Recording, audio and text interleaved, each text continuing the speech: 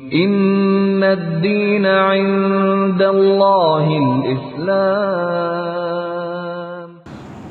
الحمد للہ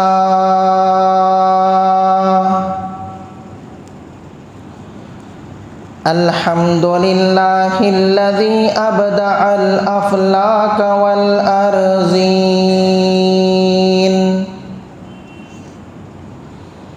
والصلاة والسلام علی من کان نبیا وآدم بین الماء والتین،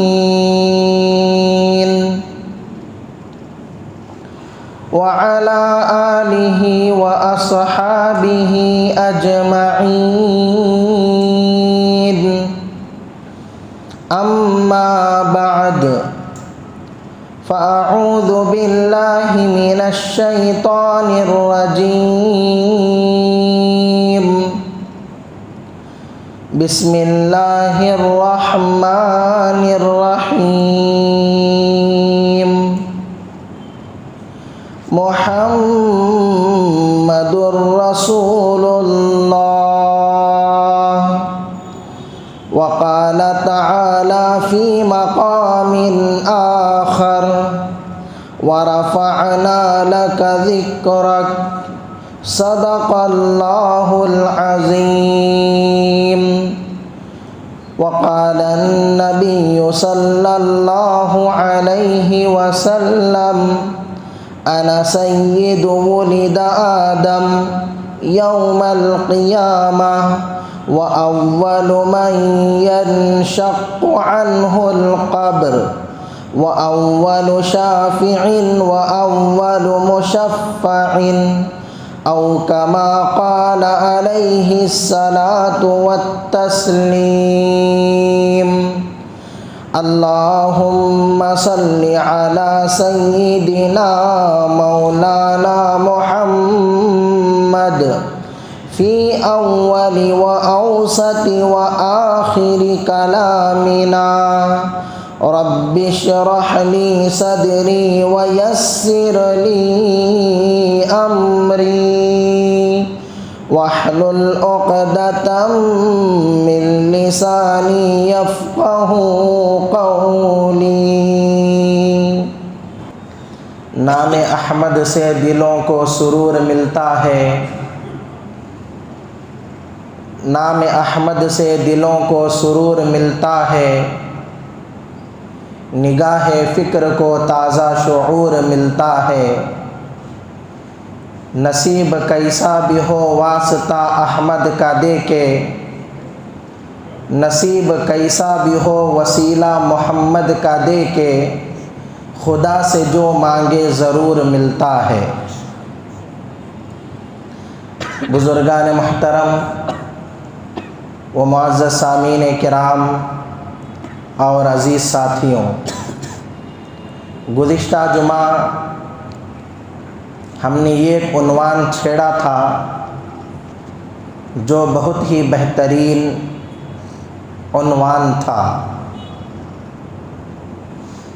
نام مصطفیٰ، مقام مصطفیٰ اور کام مصطفیٰ۔ نبی کا نام، نبی کا مقام اور نبی کا کام۔ تو گزشتہ جمعہ ایک حصے پر یعنی نبی کے نام پر کچھ باتیں آپ حضرات کے سامنے آئی تھیں۔ آج انشاءاللہ تعالی مزید باتیں نام مصطفیٰ، مقام مصطفیٰ، کام مصطفیٰ پر آپ حضرات کے سامنے آئیں گی، اور حالات حاضرہ پر بھی کچھ اہم باتیں آپ حضرات کے سامنے آئیں گی۔ دعا فرمائیں اللہ تبارک و تعالی ہم تمام کو سچا پکا عاشق رسول بنائے۔ محترم سامعین، گزشتہ جمعہ میں نے کہا تھا کہ میرے اور آپ کے آقا سرکار دو عالم جناب محمد الرسول اللہ صلی اللہ علیہ وسلم کے ناموں کی دو قسمیں ہیں۔ پہلی قسم ذاتی ناموں کی، جسے ہم خاص نام کہہ سکتے ہیں۔ پہلی قسم نبی کے خاص، نبی کے ذاتی ناموں کی، اور دوسری قسم نبی کے صفاتی ناموں کی، پیار کے ناموں کی، محبت کے ناموں کی، لاڈ کے ناموں کی۔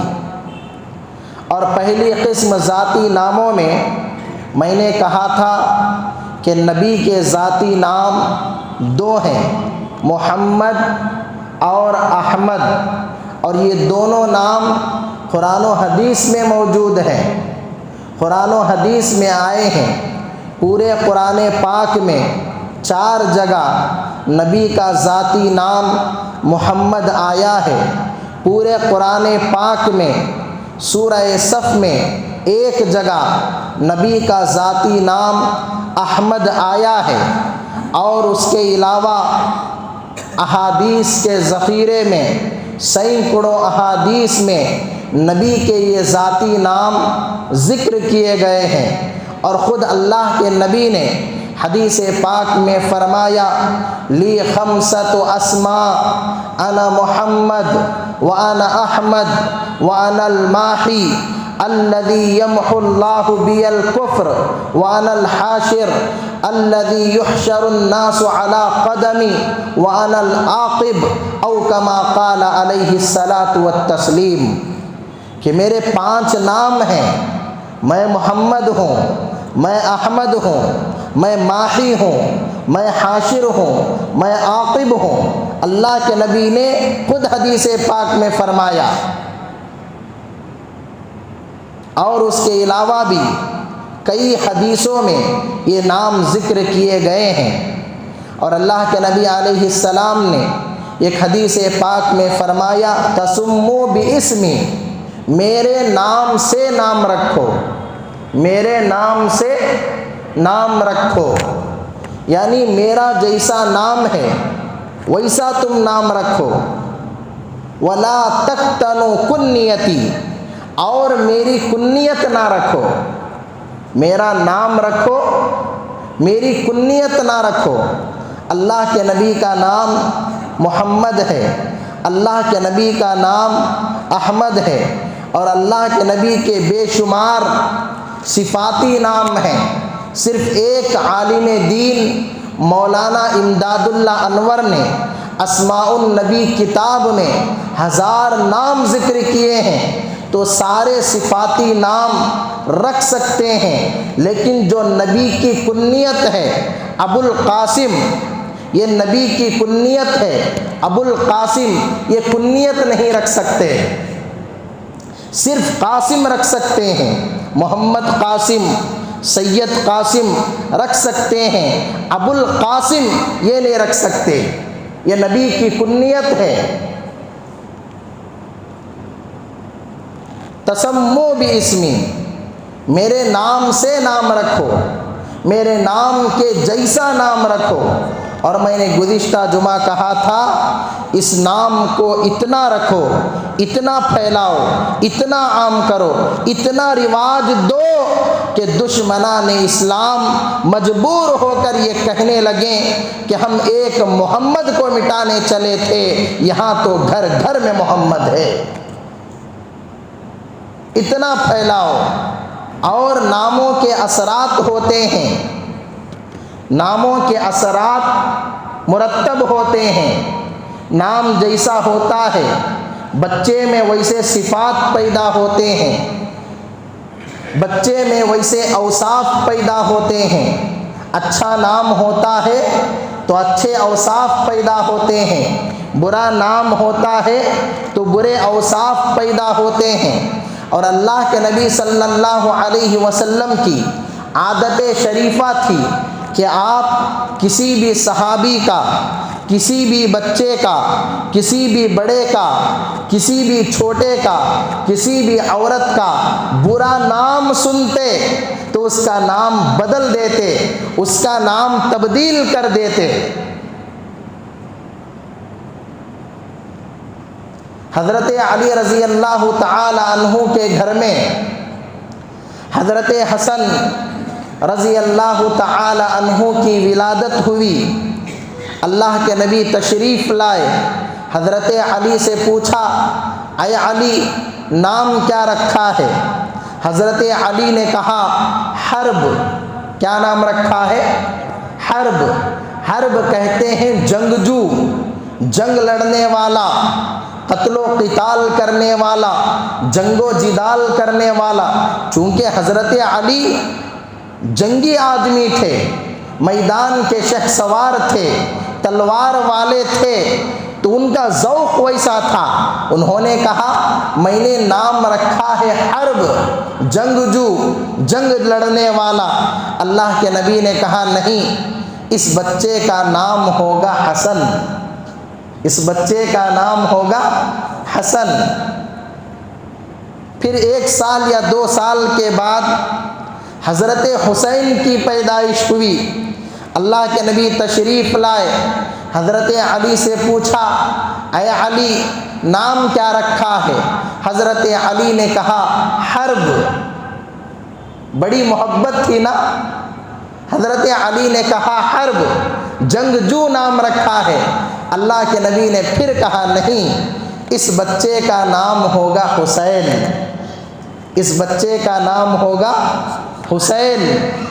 اور اللہ کے نبی نے فرمایا یہ 2 نام اتنے اچھے ہیں، اتنے پیارے ہیں کہ اللہ تبارک و تعالی نے ان 2 ناموں کو میرے نواسوں کے لیے چن کے رکھا تھا، میرے نواسوں کے لیے منتخب کر کے رکھا تھا۔ آج سے پہلے کسی بچے کا نام حسن نہیں تھا، کسی بچے کا نام حسین نہیں تھا۔ اللہ نے چن کر، چھانٹ کر، چھپا کر اسے رکھا تھا میرے نواسوں کے لیے، میرے ان بچوں کے لیے۔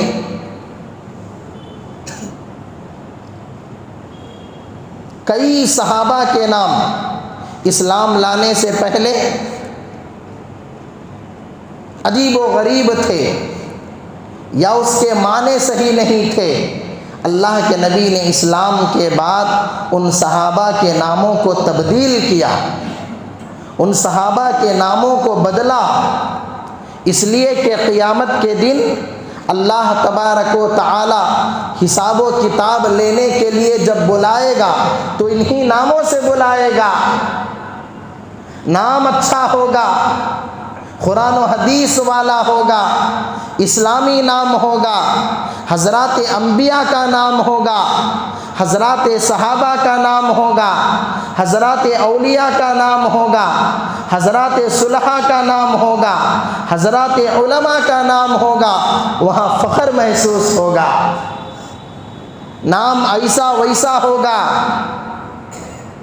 نام بیجا اور غلط ہوگا تو دنیا میں تو شرمندگی ہی تھی، آخرت میں بھی شرمندگی ہوگی، آخرت میں بھی ندامت ہوگی۔ اللہ کے نبی علیہ السلام نے باقاعدہ ترغیب دی ہے، اچھے ناموں کو رکھو، حضرات انبیاء کے ناموں پر نام رکھو۔ اللہ کے نبی نے کہا ہے حضرات انبیاء کے ناموں پر نام رکھو۔ لیکن آج ماڈرن زمانہ ہے نا، ڈیجیٹل زمانہ ہے، سائنس اور ٹیکنالوجی کا زمانہ ہے، انٹرنیٹ کا زمانہ ہے، تو لوگوں کو حضرات انبیاء کے نام، حضرات صحابہ کے نام، حضرات اولیاء کے نام پسند نہیں آتے۔ اب ڈیجیٹل نام چاہیے، ماڈرن نام چاہیے، ایک دم ایسا نام چاہیے کہ حضرت آدم سے لے کر آج تک کسی نے رکھا ہی نہ ہو۔ کہاں سے لائیں گے بھائی؟ کیا قبر کھود کر، زمین کھود کر کوئی نیا نام نکالیں گے؟ جو کتابوں میں مذکور ہیں، جو قرآن و حدیث میں آئے ہیں، حضرات علماء وہی نام تو بتائیں گے۔ جب حضرات علماء کوئی نام بتاتے ہیں تو بے ساختہ کہتے ہیں نہیں حضرت یہ پرانا نام، یہ اولڈ نام، یہ قدیم نام، کوئی نیا نام بولو، کوئی ماڈرن نام بولو، کوئی لیٹسٹ نام بولو، سنتے ہی منہ میں پانی آ جانا، ایسا نام بولو، کہاں سے لائیں گے؟ بچوں کا مستقبل اگر اچھا کرنا ہے، بچوں کا فیوچر اگر اچھا کرنا ہے، بچوں کے بعد کی زندگی اچھی کرنا ہے تو بچوں کا نام بھی اچھا رکھو۔ یہ ابتدا ہے، یہ آغاز ہے بچے کی تربیت کا، یہ ابتدا ہے بچے کی تربیت کی، نام اچھا رکھنا۔ میں نے کہا نا، ناموں کے اچھے اثرات بھی مرتب ہوتے ہیں، ناموں کے برے اثرات بھی مرتب ہوتے ہیں۔ اللہ کے نبی صلی اللہ علیہ وسلم کے زمانے میں حضرت سعید ابن مسیب رحمۃ اللہ علیہ یہ حدیث کے راوی ہیں اور بہت زبردست تابعی ہیں، فرماتے ہیں ان کے دادا اللہ کے نبی کی خدمت میں آئے، اللہ کے نبی نے ان سے پوچھا تمہارا نام کیا ہے؟ ما اسم کا، تمہارا نام کیا ہے؟ انہوں نے کہا اسمی حزن، میرا نام حزن ہے، میرا نام حزن ہے۔ حزن کے معنی سختی، حزن کے معنی سختی، تشدد۔ اللہ کے نبی نے کہا میں تمہارا نام تبدیل کر کے سہل رکھتا ہوں، آسانی، سہولت، سہل رکھتا ہوں۔ انہوں نے کہا نہیں، یہ نام میرے باپ نے رکھ دیا ہے اور میرا یہ نام مشہور ہو گیا ہے، معروف ہو گیا ہے، میں اس نام کو بدل نہیں سکتا، میں اس نام کو تبدیل نہیں کر سکتا۔ اللہ کے نبی خاموش رہ گئے۔ حضرت سعید ابن مسیب رحمۃ اللہ علیہ جو ان کے پوتے ہیں فرماتے ہیں میرے دادا کا نام حزن ہونے کی وجہ سے، سختی ہونے کی وجہ سے میرے پورے خاندان میں سختی تھی، میرے پورے خاندان میں سختی تھی۔ حضرت عمر کے زمانے میں ایک صاحب آئے، حضرت عمر نے ان سے پوچھا تمہارا نام کیا ہے؟ انہوں نے کہا جمرہ، جمرہ کہتے ہیں انگارے کو، جمرہ کہتے ہیں انگارے کو۔ پھر انہوں نے پوچھا حضرت عمر نے تمہارے باپ کا نام کیا ہے؟ انہوں نے کہا شہاب، شہاب کہتے ہیں آگ کے شعلے کو۔ بیٹے کا نام جمرہ انگارہ اور باپ کا نام شہاب شعلہ۔ حضرت عمر نے کچھ باتیں کرنے کے بعد کہا کہ تم جہاں رہتے ہو، تمہارا گھر جہاں ہے وہاں آگ نکل رہی ہوگی اور تمہاری پوری فیملی آگ میں جل گئی ہوگی۔ انہوں نے جا کر دیکھا تو صحیح معنوں میں وہاں سے آگ نکل رہی تھی اور ان کا پورا گھرانہ آگ میں جل گیا تھا۔ یہ ناموں کے اثرات ہیں، جمرہ انگارہ، شہاب آگ کا شعلہ۔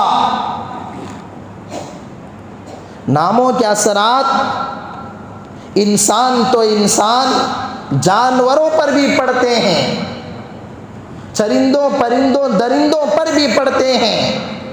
حضرت امام اعظم ابو حنیفہ رحمۃ اللہ علیہ کا زمانہ، حضرت امام اعظم ابو حنیفہ کے زمانے میں ایک شیعہ نے اپنے 2 بکروں کے نام صحابہ کی بے عزتی کرنے کے لیے، صحابہ کی توہین کرنے کے لیے، صحابہ کی انسلٹ کرنے کے لیے ابو بکر اور عمر رکھے۔ ایک بکرے کا نام ابو بکر رکھا، ایک بکرے کا نام عمر رکھا، محبت سے نہیں، بے عزتی کرنے کے لیے۔ جب بکرے کو بلائے گا اے ابو بکر آ ادھر، اے عمر آ ادھر، صحابہ کی توہین کرنے کے لیے۔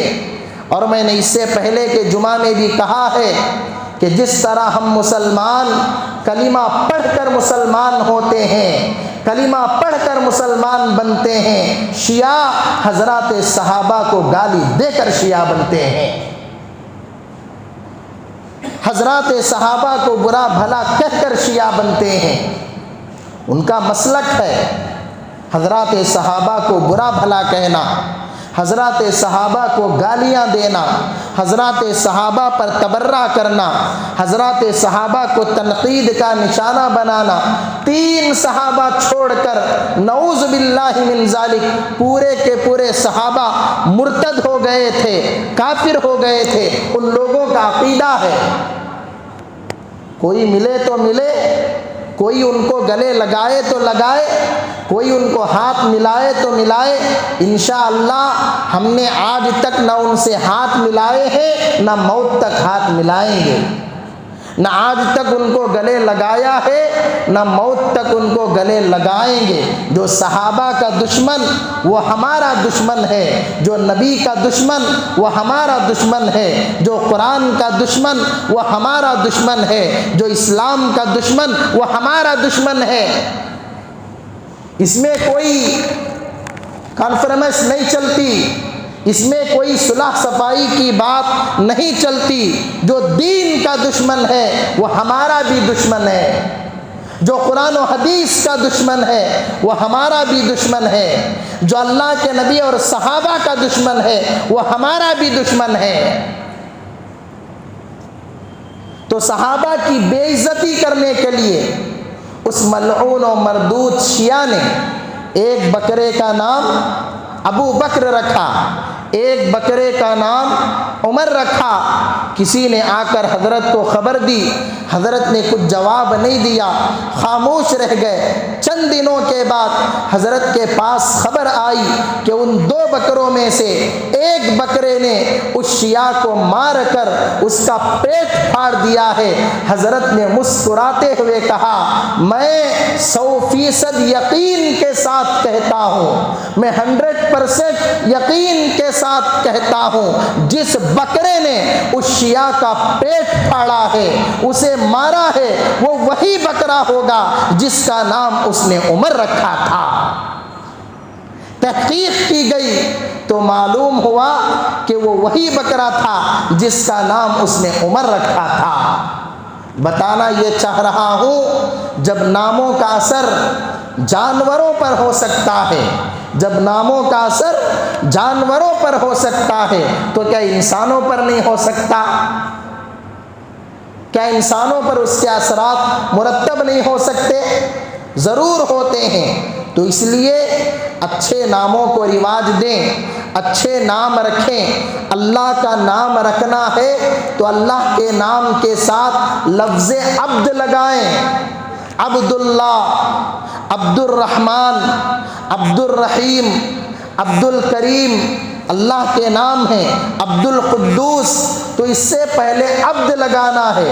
اور اگر کسی کا نام عبد الرحمن ہے، عبد الرحیم ہے، یاد رکھیں بہت اہم مسئلہ ہے، اس بندے کو لفظ عبد چھوڑ کر صرف رحمان بھی نہیں کہہ سکتے، صرف رحیم بھی نہیں کہہ سکتے، صرف قدوس بھی نہیں کہہ سکتے، وہاں عبد لگانا ضروری ہے۔ حضرات علماء نے لکھا ہے اگر کوئی عبد الرحمن کو عبد چھوڑ کر صرف رحمان کہے گا، عبد الرحیم کو عبد چھوڑ کر رحیم کہے گا، عبد القدوس کو عبد چھوڑ کر صرف قدوس کہے گا، تو اس نے ناجائز کام کیا، اس نے گناہ کا کام کیا، اس نے خطا کا کام کیا۔ تو کسی کا نام عبداللہ ہو، عبد الرحمن ہو، عبد الرحیم ہو، عبد الکریم ہو، عبد القدوس ہو، عبد الملک ہو، تو پورا نام پکاریں۔ شارٹ اینڈ سویٹ وہ دوسری چیزوں میں ہے، ہر چیز میں شارٹ اینڈ سویٹ مناسب نہیں ہے، وہ دیگر چیزوں میں ہے۔ اور اسی طرح نبی کے اگر نام ہو تو اس سے پہلے محمد آپ لگا سکتے ہیں یا ڈائریکٹ وہ نام بھی رکھ سکتے ہیں۔ نبی کا ہر نام مکمل ہے، نبی کا ہر نام مکمل ہے۔ تو نبی کے نام کے ساتھ محمد بھی لگا سکتے ہیں اور نبی کا نام ڈائریکٹ بھی رکھ سکتے ہیں، کوئی مسئلہ نہیں ہے۔ نبی کے کچھ خاص نام ہیں جو صرف نبی کے لیے ہیں، وہ نہیں رکھنے چاہیے، وہ حضرات علماء سے معلوم کر کے آپ حضرات اپنے بچوں کے نام ترتیب دے لیں۔ تو ایک چیز نبی کا نام ہے جو بہترین ہے، اعلیٰ و عرفہ ہے، اور دوسری چیز نبی کا مقام ہے۔ نبی کا مقام سمجھنے کے لیے میرے شیخ، میرے پیر و مرشد، استاد محترم، متکلم اسلام مولانا محمد الیاس گھمن صاحب فرماتے ہیں، نبی ہی کی نہیں، کسی بھی چیز کی عظمت کو سمجھنے کے لیے، کسی بھی چیز کی فضیلت کو سمجھنے کے لیے، کسی بھی چیز کی شان و شوکت کو سمجھنے کے لیے، کسی بھی چیز کے مقام و مرتبے کو سمجھنے کے لیے 3 چیزوں کا سمجھنا ضروری ہے۔ کتنی چیزوں کا؟ 3 چیزوں کا سمجھنا ضروری ہے۔ نمبر 1، اس چیز کا میٹیریل کیا ہے، اس چیز کا خمیر کیا ہے، کس چیز سے وہ چیز بنی ہے۔ نمبر 2، اس کا ڈیزائن کیسا ہے، اس کی شکل و صورت کیسی ہے، اس کی شکل و صورت کا معیار کیا ہے۔ نمبر 3، اس چیز کا فائدہ کیا ہے، اس چیز کا مقصد کیا ہے۔ یہ 3 چیزیں سمجھنا ضروری ہیں۔ جب یہ 3 چیزیں سمجھ میں آ جائیں گی تو ہر چیز کی عظمت، ہر چیز کی فضیلت، ہر چیز کا مقام و مرتبہ سمجھ میں آ جائے گا۔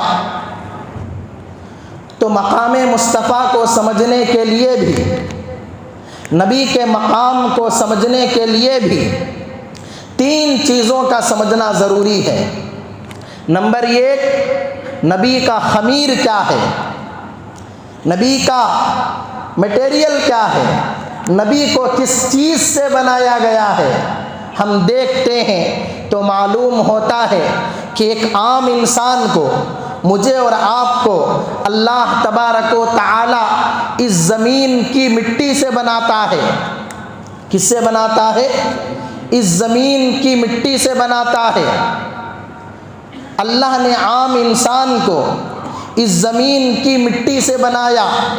نبی انسان سے اعلیٰ ہوتا ہے، عام انسان سے بڑا ہوتا ہے، تو اللہ نے نبی کو جنت کی مٹی سے بنایا۔ اللہ نے نبی کو جنت کی مٹی سے بنایا، اور ہمارے نبی چونکہ نبیوں سے اعلیٰ ہیں، نبی الانبیاء ہیں، امام الانبیاء ہیں، سید الانبیاء ہیں، خاتم الانبیاء ہیں، افضل الانبیاء ہیں، تو ہمارے نبی کو اللہ نے جنت الفردوس کی مٹی سے بنایا ہے۔ عام انسان کو دنیا کی مٹی سے بنایا، نبی عام انسان سے اعلیٰ تو جنت کی مٹی سے بنایا، ہمارے نبی نبیوں سے اعلیٰ تو جنت الفردوس کی مٹی سے بنایا۔ اور جیسا خمیر ہوتا ہے اس کے ویسے اثرات ظاہر ہوتے ہیں، جیسا میٹیریل ہوتا ہے اس کے ویسے اوصاف ظاہر ہوتے ہیں۔ ہم چونکہ زمین کی مٹی سے بنے ہیں، ہمارے جسم سے پسینہ نکلتا ہے، بدبو آتی ہے۔ نبی جنت الفردوس کی مٹی سے بنے ہیں، نبی کے جسم سے بھی پسینہ نکلتا ہے، لیکن اس پسینے میں بدبو نہیں، خوشبو نکلتی ہے۔ ہم زمین کی مٹی سے بنے ہیں، ہمیں پیشاب آتا ہے، ہمیں پاخانے کی ضرورت پڑتی ہے، ہمیں حاجت ہوتی ہے، لیکن جہاں ہم جاتے ہیں وہاں بدبو آتی ہے۔ نبی انسان ہیں، نبی بشر ہیں، ان کو بھی ضرورت محسوس ہوتی ہے، لیکن جس مقام پر آپ جا کر آتے ہیں وہاں بدبو نہیں، وہاں خوشبو ہوتی ہے۔ تو نبی کا خمیر جنت الفردوس کا، نبی کی مٹی جنت الفردوس کی۔ دوسری چیز نبی کا ڈیزائن، نبی کی شکل و صورت، نبی کی حیت، نبی کی شکل و صورت کو سمجھنے کے لیے صرف ایک بات سمجھ لینا کافی ہے۔ امی جان حضرت عائشہ صدیقہ رضی اللہ تعالی عنہا فرماتی ہیں، وہاں مصر میں حضرت یوسف کے حسن کو دیکھ کر، حضرت یوسف کے جمال کو دیکھ کر، حضرت یوسف کی خوبصورتی کو دیکھ کر مصر کی عورتوں نے اپنی انگلیوں کو کاٹ لیا تھا۔ خدا کی عزت و جلالت کی قسم، اگر وہ مصر کی عورتیں میرے سرکار کو دیکھ لیتی، میرے سردار کو دیکھ لیتی، میرے سرتاج کو دیکھ لیتی، میرے محبوب کو دیکھ لیتی تو اپنے دل کے ٹکڑے کر لیتی، اپنے دل کے ٹکڑے کر لیتی۔ شاعر نے کہا، زمین نے بھی نہیں دیکھا، فلک نے بھی نہیں دیکھا، زمین نے بھی نہیں دیکھا، فلک نے بھی نہیں دیکھا، کسی نے بھی نہیں دیکھا ہنسی خیر الورا جیسا۔ کبھی میں چاند کو دیکھوں، کبھی روئے رسالت کو، کبھی میں چاند کو دیکھوں، کبھی روئے رسالت کو، نہیں یہ ماہ کامل بھی جبین مصطفیٰ جیسا، نہیں یہ ماہ کامل بھی جبین مصطفیٰ جیسا۔ چاند میں داغ ہے، نبی کے چہرے میں کوئی داغ نہیں۔ چاند بھی ہمارے نبی کے چہرے کا مقابلہ نہیں کر سکتا۔ یہ نبی کے چہرے کا مقام ہے۔ اور تیسری چیز، نبی کا فائدہ کیا ہے، نبی کا مقصد کیا ہے، میں صرف 2 جملوں میں بتاتا ہوں۔ نبی کا کام خالق سے لینا، مخلوق کو دینا۔ نبی کا کام خالق سے لینا، مخلوق کو دینا، خدا سے لینا، بندوں کو دینا، مخلوق کو خالق سے جوڑنا، یہ نبی کا کام ہے، جو بہت ہی اونچا کام ہے، بہت ہی اعلیٰ کام ہے۔ تو 3 چیزیں ہم نے دیکھی، نبی کا خمیر، نبی کی شکل و صورت، نبی کا فائدہ، نبی کا مقصد۔ تو خمیر بھی اعلیٰ نظر آیا، نبی کی شکل و صورت بھی اعلیٰ نظر آئی، نبی کا کام بھی اعلیٰ نظر آیا۔ تو نتیجہ کیا نکلا؟ جب یہ تینوں چیزیں اعلیٰ ہیں تو نبی بھی اعلیٰ ہے۔ جب یہ تینوں چیزیں ہائی کوالٹی کی ہیں تو نبی کریم صلی اللہ علیہ وسلم بھی اعلیٰ درجے کے ہیں، اونچے درجے کے ہیں۔ اب میرے دوستو، اتنا اونچا مقام ہمارے نبی کا ہے، اتنا اونچا نام ہمارے نبی کا ہے، اتنا اونچا کام ہمارے نبی کا ہے، اس کے باوجود کچھ ناہنجار، کچھ بدبخت، کچھ بد نصیب، کچھ ناجائز باپ کے ناجائز اولاد ہمارے نبی کی شان میں گستاخی کرتے ہیں، ہمارے نبی کے نام پر، ہمارے نبی کے مقام پر، ہمارے نبی کے کام پر داغ لگانے کی کوشش کرتے ہیں، دھبا لگانے کی کوشش کرتے ہیں۔ آپ کو معلوم ہوگا، میں کسی اور کا نہیں، اسی ہمارے ہندوستان کے وسیم رضوی ملعون و مردود کی بات کر رہا ہوں، اسی ہندوستان کے ایک سوامی یتی نرسنگھانند سرسوتی کی بات کر رہا ہوں۔ ایک زمانہ تھا پوری دنیا کے اندر کہیں سے بھی اگر ہمارے نبی کے خلاف کوئی بات ہوتی، کہیں بھی اگر ہمارے نبی کے شان میں گستاخی ہوتی، کہیں بھی ہمارے نبی کے نام و مقام پر دھبا لگانے کی کوشش ہوتی، پوری دنیا کے مسلمان عجیب حالت میں مبتلا ہو جاتے، پوری دنیا کے مسلمانوں کے اندر انقلاب برپا ہو جاتا تھا، مسلمانوں کے اندر عجیب کشمکش کی حالت پیدا پیدا ہو جاتی، احتجاج کرتے تھے، مظاہرے کرتے تھے، حکومت سے مطالبہ کرتے تھے، پولیس اسٹیشنوں کو جاتے تھے، میمورنڈم پیش کرتے تھے، مطالبات کیا کرتے تھے، لیکن کئی دنوں سے، کئی مہینوں سے، کئی سالوں سے ملعون و مردود وسیم رضوی ہمارے نبی کے شان میں، قرآن پاک کی شان میں، مدرسوں کی شان میں، دیوبند کی شان میں، علماء کی شان میں گستاخیاں کر رہا ہے۔ یتی نرسنگھانند سرسوتی آئے دن علماء کے خلاف، مدارس کے خلاف، قرآن کے خلاف، حدیث کے خلاف، نبی کے خلاف، اسلام کے خلاف بول رہا ہے، لیکن کسی مسلمان کی پیشانی پر بل نہیں پڑ رہا ہے، کسی مسلمان کے کان پر جو نہیں رونگ رہی ہے۔ آخر ہے مسلمانوں، کیا ہو گیا ہے؟ کیا ہو گیا ہے؟ کس نیند میں سو گئے ہو؟ کس خواب میں پڑے ہوئے ہو؟ میں یہ نہیں کہتا کہ تم ابھی اٹھ جاؤ، وسیم رضوی کو قتل کر دو، یتی نرسنگھانند سرسوتی کا مرڈر کر دو، میں یہ نہیں کہتا، قانون ہاتھ میں لینے کی بات میں نہیں کرتا، لیکن اتنا تو کہہ سکتا ہوں کہ نبی کا امتی ہونے کے ناطے، نبی کا غلام ہونے کے ناطے، نبی کا خادم ہونے کے ناطے، نبی کا نوکر ہونے کے ناطے موجودہ حکومت کو، پولیس اسٹیشنوں کو، اور ہر ریاست کے اندر، ہر ضلع کے اندر، ہر ڈسٹرکٹ کے اندر ہم جا کر مطالبہ تو کر سکتے ہیں، FIR تو درج کروا سکتے ہیں۔ کیا ہو گیا ہے مسلمانوں کو؟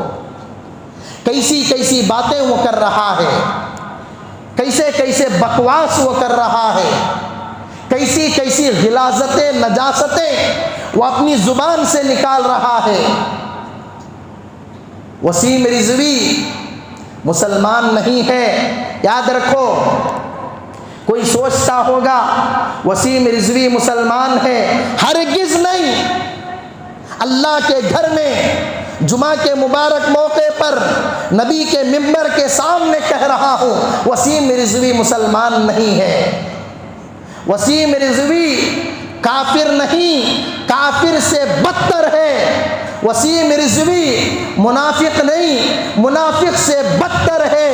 وسیم رضوی مشرک نہیں، مشرک سے بدتر ہے۔ آرام سے گھوم رہا ہے، آرام سے پھر رہا ہے، آرام سے میڈیا میں آ رہا ہے، آرام سے بیانات کر رہا ہے، کوئی کچھ نہیں بول رہا۔ صحابہ کی حالت کیا تھی؟ اللہ اکبر!